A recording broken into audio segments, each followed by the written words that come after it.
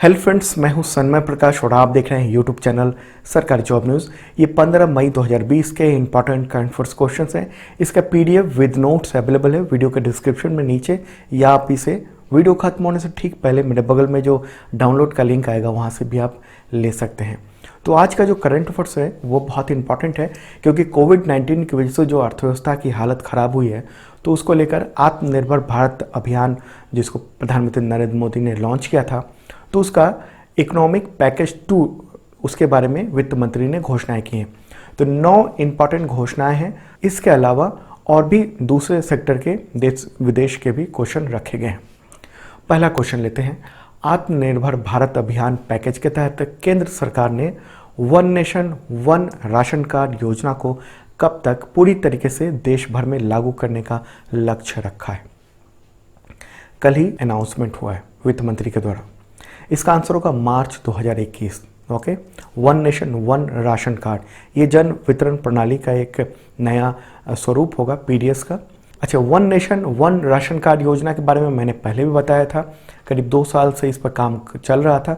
कुछ राज्यों में पायलट प्रोजेक्ट के तहत काम चलाया जा रहा था, लेकिन अब इसको मैसिव तरीके से इसको लागू किया जाएगा अगले साल मार्च तक। लेकिन इससे पहले अगस्त तक, यानी अगले 3 महीने में 23 राज्यों में 67 करोड़ यानी 67 करोड़ गरीबों को राशन कार्ड पोर्टेबिलिटी का फ़ायदा मिलेगा। ओके, इसमें क्या होगा कि 83% आबादी इसके दायरे में आ जाएगी।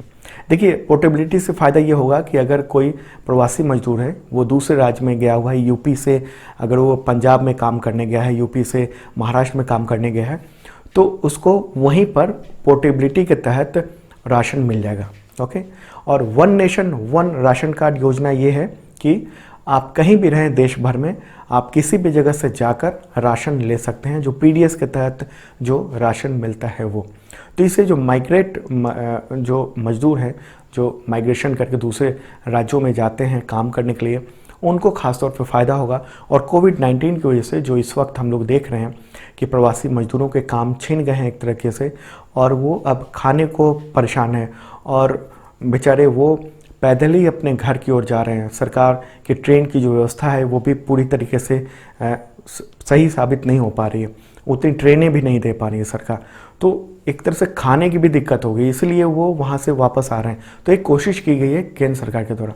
और आपको बता दूं कि राष्ट्रीय खाद्य सुरक्षा अधिनियम 2013 है, और इस अधिनियम के तहत लगभग 81 करोड़ लोग जो है वो सब्सिडी वाले खाद्यान्न खरीदने के हकदार हैं। तो ये भी आप ध्यान रखना, राष्ट्रीय खाद्य सुरक्षा अधिनियम 2013 के तहत। तो उनको 3 रुपये किलो चावल, 2 रुपये किलो के हिसाब से गेहूं और 1 रुपये किलो के हिसाब से मोटा अनाज देने का प्रावधान है। ठीक है, अगला क्वेश्चन लेते हैं। केंद्र सरकार ने क्रेडिट लिंक सब्सिडी योजना यानी CLSS को कब तक के लिए बढ़ा दिया है, जो मार्च 2020 में ख़त्म हो चुका था? ये कोविड-19 की वजह से ही बढ़ाया गया इसको। इसका आंसर होगा मार्च 2021। इसको भी मार्च 2021 तक के लिए बढ़ा दिया गया है। ये जो योजना है वो हाउसिंग सेक्टर के लिए है। ओके, तो किनको मिलेगा ये फ़ायदा? तो मिडिल इनकम ग्रुप को, जिनकी सालाना इनकम जो है 6 से 18 लाख के बीच है, तो उनको क्रेडिट लिंक सब्सिडी योजना के तहत ये फ़ायदा मिलेगा। और ये योजना कब से चल रही है ये स्कीम? तो मई 2017 से चल रही है। ओके, और पहले ही खत्म हो गया था, लेकिन मार्च 2020 तक इसको बढ़ाया गया था, और अब मार्च 2021 तक के लिए इसको बढ़ा दिया गया। और अभी तक सरकार ने ये कहा है कि अभी तक इस योजना का जो फ़ायदा हुआ है वो 3,30,000 परिवारों को हुआ है, और इससे आगे 2.5 लाख परिवारों को आगे फ़ायदा होने की उम्मीद है। ओके, और सरकार का अनुमान है कि अभी जो दायरा बढ़ाया गया है उससे हाउसिंग सेक्टर में, जो घर निर्माण से रिलेटेड जो सेक्टर है, वहाँ पर 70,000 करोड़ से ज़्यादा का निवेश होने की उम्मीद है। सरकार ये उम्मीद जता रही है, और इससे लोगों को रोज़गार मिलेगा। स्टील, सीमेंट, ट्रांसपोर्टेशन, बाकी जो कंस्ट्रक्शन मटेरियल है उसकी डिमांड बढ़ेगी, ऐसा सरकार की उम्मीद है। आगे मैं बताऊंगा एक्चुअल पोजीशन ओके इन सब योजनाओं पर। अगला क्वेश्चन लेते हैं। आत्मनिर्भर भारत अभियान पैकेज के तहत केंद्र सरकार ने किसानों को फसल के लिए अतिरिक्त वर्किंग कैपिटल फंड के तहत कितनी रकम देने का ऐलान किया है? कितना रकम सरकार देगी? इसका आंसर होगा 30,000 करोड़ रुपए। ओके, किसान के लिए भी ऐलान हुआ है। देखिए, फसलों के लिए 30,000 करोड़ रुपए का अतिरिक्त वर्किंग कैपिटल फंड दिया जाएगा। ये नाबार्ड के थ्रू दिया जाएगा। नाबार्ड, उसका फुल फॉर्म क्या है? National bank for agriculture and rural development. Okay, और ये जो फंड है वो सीमांत किसानों के लिए होगा। सीमांत किसान किसे कहते हैं? जिन किसानों के पास 1 हेक्टेयर से कम कृषि योग्य भूमि होती है तो उनको सीमांत किसान कहते हैं। तो उनको ये फ़ायदा होगा। और ये जो फंड है वो सालाना जो 90,000 करोड़ रुपए जो दिए जाते हैं किसानों को, उसके एक्स्ट्रा है। ओके, 30,000 करोड़, तो एक तरह से प्लस हो गया। और ये सहकारिता और ग्रामीण बैंक के जरिए इसको दिया जाएगा। नाबार्ड इसको संचालित करेगा और इसे 3 करोड़ किसानों को फायदा होने की उम्मीद जताई गई है सरकार के द्वारा। अगला क्वेश्चन है, आत्मनिर्भर भारत अभियान पैकेज के तहत किसान क्रेडिट कार्ड का दायरा कितने नए किसानों के लिए बढ़ा दिया गया? अब कितने नए किसानों को इसमें जोड़ा जाएगा? तो इसका आंसर होगा 2.5 करोड़ नए किसानों को। ओके, ये 2 लाख करोड़ रुपए का लोन दिया जाएगा इन लोगों को, 2.5 करोड़ किसानों को। ओके, क्रेडिट कार्ड, किसान क्रेडिट कार्ड के तहत। ओके, और इसके लिए विशेष अभियान चलाया जाएगा जैसा कि निर्मला सीतारमण ने ऐलान किया है। ओके, और किसानों को कम ब्याज के दरों पर ये कर्ज की सुविधा दी जाएगी, लोन दिया जाएगा। लेकिन ब्याज दर में कितनी छूट होगी इसके बारे में अभी क्लियर नहीं किया गया है, आगे इस पर क्लियर किया जाएगा। और इसमें किसान के अलावा जो पशुपालक हैं, जो किसान की कैटेगरी में आते हैं, इसके अलावा मछली पालक वो भी इसमें शामिल है। ओके, और आपको बता दूं कि ये इम्पॉर्टेंट इसलिए भी है ये जो किसान क्रेडिट कार्ड, क्योंकि जो देश में जो टोटल रोजगार है उसमें 43.21% जो है हिस्सा कृषि क्षेत्र से आता है। ओके, रोजगार में टोटल जो हिस्सा है वो इतना है। और ये world bank collection of development indicator का ये आंकड़ा है। ओके, तो भारत में कृषि में रोजगार सबसे ज़्यादा है और इसीलिए यहाँ पर ये किया गया है। अगला क्वेश्चन लेते हैं, उससे पहले दोस्तों पसंद आ रहा हो लाइक बटन जरूर दबाना। क्वेश्चन होगा, वित्त मंत्री ने कितने प्रवासी मजदूरों के लिए 2 महीने तक मुफ्त राशन देने की घोषणा 14 मई 2020 को की? कोविड-19 की वजह से जो रोजगार छिन गया है, पैसे नहीं हैं उन मजदूरों के लिए।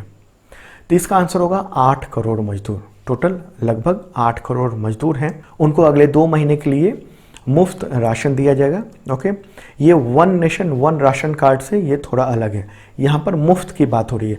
1 नेशन 1 राशन कार्ड योजना के जो पहला क्वेश्चन लिया था उसमें पेमेंट करना था, बहुत मामूली 3 रुपया 2 रुपया 1 रुपये के हिसाब से पर किलो अनाज था। लेकिन ये जो है वो मुफ्त दिया जाएगा। ओके, और इसमें टोटल खर्चा करीब 3,500 करोड़ रुपए के आने की उम्मीद है और टोटल खर्चा केंद्र सरकार उठाएगी। ओके, और इसका फ़ायदा उन मजदूरों को होगा जो राष्ट्रीय खाद्य सुरक्षा कानून के दायरे में नहीं आते हैं या दूसरे राज्य में हैं और उनके पास इस वक्त राशन कार्ड नहीं है। मान लीजिए यूपी के कोई मजदूर है, वो पंजाब में रह रहा है और उसके पास अभी राशन कार्ड नहीं है, तो वो उसका फ़ायदा उठा सकता है, उसके तहत उसको जो है मुफ्त में अनाज मिल सकेगा, क्योंकि मुफ्त अनाज में भी बहुत ज़रूरी है। मजदूर भूखे परेशान हैं।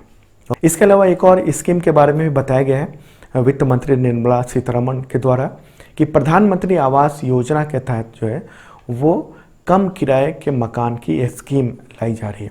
इसमें क्या होगा कि पब्लिक प्राइवेट पार्टनरशिप के तहत सरकार की जो फंडिंग है उसके तहत हाउसिंग स्कीम जो है चलाया जाएगा और इसमें उद्योगपति, मैन्युफैक्चरिंग यूनिट्स और संस्थान, उनको इंसेंटिव दिया जाएगा ताकि वे अपनी ज़मीन पर, यूनिट्स पर मजदूरों के लिए किराए के मकान बना सके ताकि वहाँ मजदूर रह सकें। क्योंकि अभी चूँकि देखा जा रहा है कि पैसे नहीं है मजदूरों के पास, रोजगार छिन गया है, तो उनको रहने का भी ठिकाना नहीं है, मकान मालिक उनको भगा रहे हैं, तो इस वजह से वो पलायन भी कर रहे हैं। बहुत सारी पलायन की वजह हैं, उनमें ये भी एक इम्पॉर्टेंट है।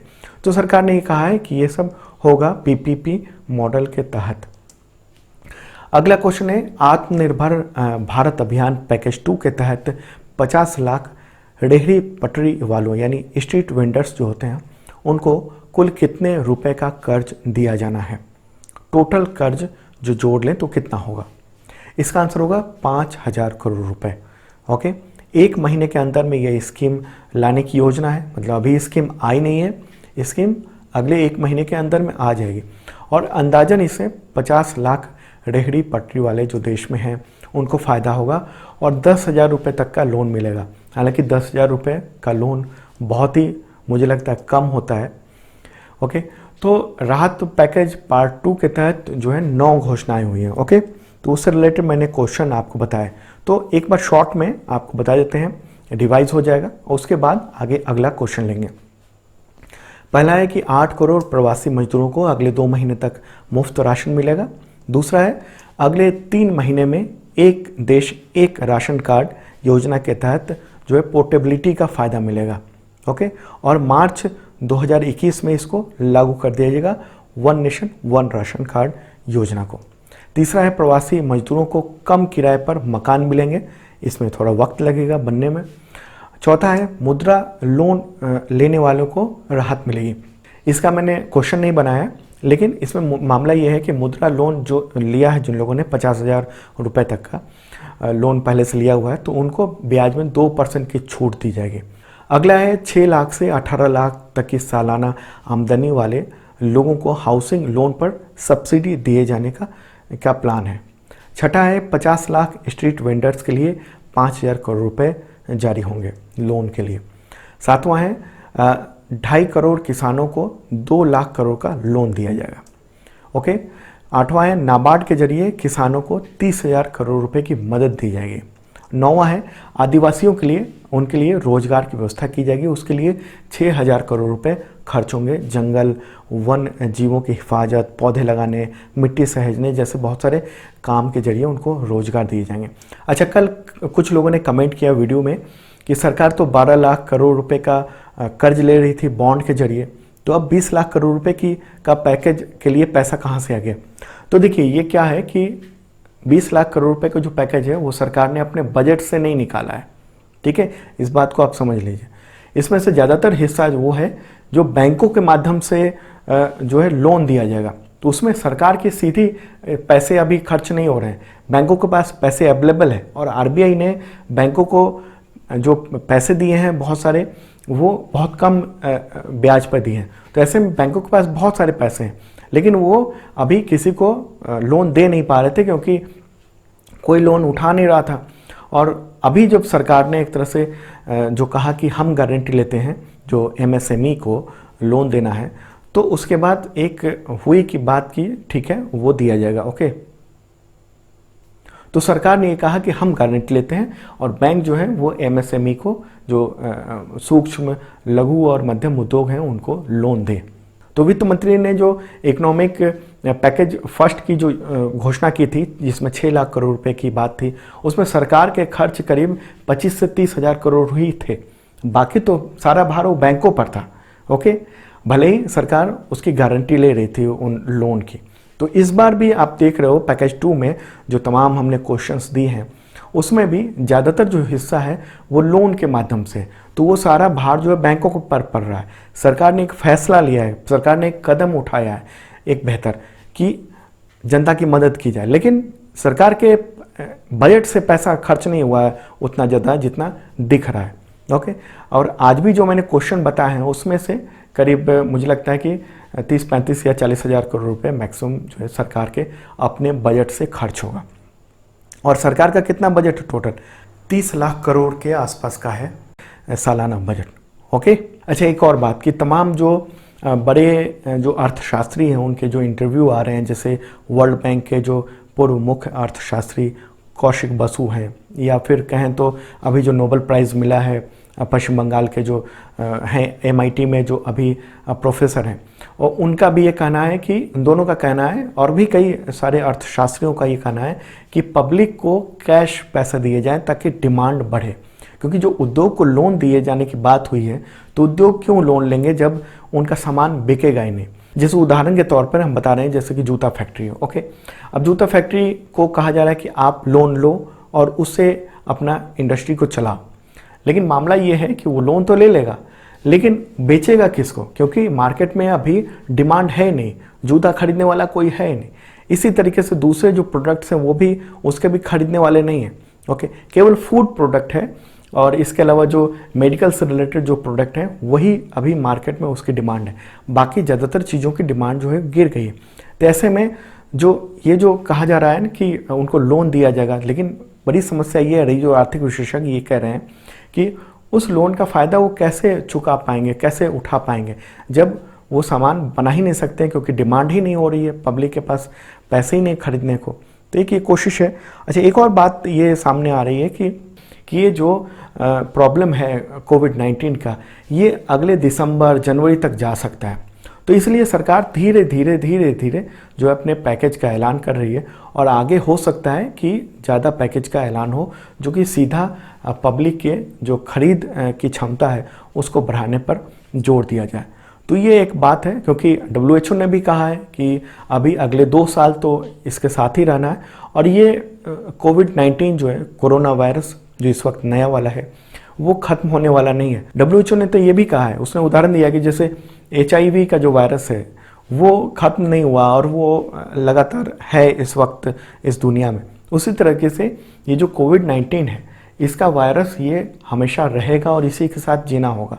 आगे बढ़ते हैं, उससे पहले आपको बता दूं कि 2020 का जनवरी to April current affairs available है, PDF विद नोट्स और MCQ, बहुत रिच कंटेंट है, 600 से ज़्यादा MCQ हैं, तो डिस्क्रिप्शन में आप देख लेना। और 2019 का भी करंट अफेयर्स है पूरे साल का, तो भी आप देख सकते हो, हिंदी और इंग्लिश दोनों लैंग्वेज में, डिस्क्रिप्शन देख लेना आप। अगला क्वेश्चन है ग्लोबल एनर्जी ट्रांजिशन इंडेक्स, तो उसमें भारत को कौन सा स्थान प्राप्त हुआ है? आंसर होगा 74वां स्थान मिला है। ओके, ये 13 मई को इसको जारी किया गया है, इस इंडेक्स को, और इस इंडेक्स के माध्यम से ये बताने की कोशिश होती है कि कोई भी देश जो है वो जीरो कार्बन उत्सर्जन के लिए अपने एनर्जी सेक्टर को कैसे ट्रांसफॉर्म कर रहा है। ओके, जैसे कोयले से बिजली बनती है, लेकिन हम लोग भारत भी अभी धीरे धीरे ट्रांसफॉर्म करके वो शुरू में विंड एनर्जी पे आया, फिर उसके बाद दूसरे तरीके की एनर्जी पे आया, और अब हम लोग देख रहे हैं सोलर एनर्जी पर फोकस किया जा रहा है। तो ये ट्रांसफ़र किस तरह से हो रहा है, जीरो कार्बन एमिशन की ओर कैसे चल रहे हैं, इसके बारे में ये इंडेक्स बताता है। और इसमें 115 देशों का जो है इंडेक्स किया गया है, आंकड़े दिए गए हैं, रैंकिंग दी गई है, और उसमें भारत 74वां स्थान पर है। ठीक है, पड़ोसी चीन जो है वो 82 स्थान पर है, 82वें। यूनाइटेड किंगडम 7वें स्थान पे है, सिंगापुर 13वें स्थान पे है, जर्मनी 17वें स्थान पर है, जापान 18वें स्थान पर है, और अमेरिका 27वें स्थान पर है। अगला क्वेश्चन लेते हैं, भारतीय पुरातत्व सर्वेक्षण यानी ASI का नया प्रमुख किसे बनाया गया है? नया चीफ महानिदेशक, इसका आंसर होगा V विद्यावती। ओके, वो 1991 बैच की कर्नाटक कैडर की IAS अधिकारी हैं, और 12 मई को उन्होंने चार्ज लिया।